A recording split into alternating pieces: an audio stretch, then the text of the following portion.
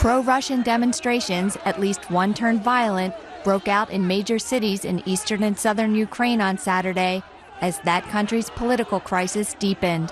Potentially adding fuel to the fire, Russia's parliament granted President Vladimir Putin's request to use the country's military in Ukraine. The parliament also recommended Moscow's ambassador to the U.S. be recalled over President Obama's comments on Friday, warning Russia that there would be cost to pay for any military intervention in Ukraine. The Russian vote formalized what Ukrainian officials have described as a military invasion and occupation of the strategic peninsula, where pro-Russian sentiment runs high.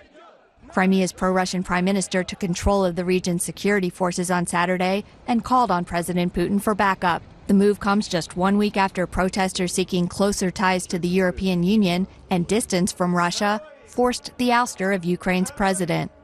The leaders of Germany and the European Commission were among those on Saturday expressing concern over the situation in Crimea, and they called on Russia to respect Ukraine's sovereignty. On a day like this, our thoughts go out to the people in Kiev and in Ukraine, German Chancellor Angela Merkel said during a speech in Berlin. They want to experience what we have already been allowed to experience.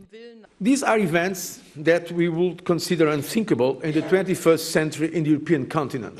The Secretary-General reiterates his call for the full respect for and preservation of the independence, sovereignty and territorial integrity of Ukraine. He calls for an immediate restoration of calm and direct dialogue between all concerned to solve the current crisis.